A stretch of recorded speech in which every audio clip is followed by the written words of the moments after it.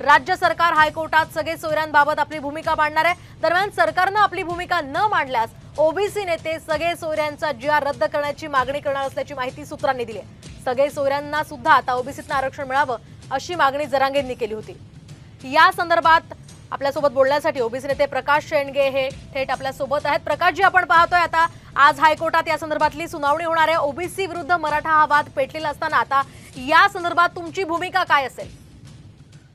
नाही, आज सगळे सोयऱ्याची जी अधिसूचना जी त्याचा मसुदा जो सरकारने 26 जानेवारीला रात्री 2:45 वाजताची अधिसूचना काढली होती, मसुदा त्याला ओबीसी संघटनांनी हायकोर्टामध्ये आव्हान दिलेले आमचे मंगेश ससाणे याचिकाकर्ते आहेत आणि त्याची मागच्या तारखेला सरकारने वेळ मागून घेतला होता त्याच्यावर त्यांचं म्हणणं मांडण्यासाठी आणि आज त्याची सुनावणी चीफ जस्टिसच्या बेंच पुढे आज आहे। 11 वाजता 7 नंबरचा मॅटर आहे।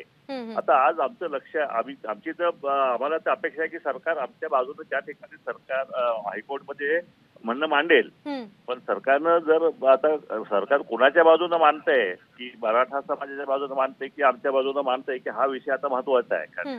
पण आम्हाला आमची अशी नाही की आमच्या बाजूने ते नक्कीच म्हणणं मांडलं, पण जर त्याने नाही मांडलं, आणखी वेळ काढूपणा केला तर मात्र आम्हाला त्याच्यावरती स्थगिती मागण्याशिवाय दुसरा काय मार्ग असणार नाही। आम्ही आमचे वकील जे आहेत ते त्या ठिकाणी स्थगिती मागणार आहेत। मी स्वतः आणि मंगेश ससाणे, ढोले पाटील, आम्ही सगळे ओबीसी नेते त्या ठिकाणी स्वतः जातीनं उपस्थित राहणार आहोत। आणि नक्कीच धन्यवाद प्रकाश शेंडगेजी। महाराष्ट्रातील सर्व बातम्यांचे विश्वासार्ह व्यासपीठ सकाळच्या सर्व सोशल मीडिया प्लॅटफॉर्मला लाईक, फॉलो आणि सबस्क्राईब करा। तसंच सर्व नोटिफिकेशनसाठी बेल आयकॉन प्रेस करायला विसरू नका।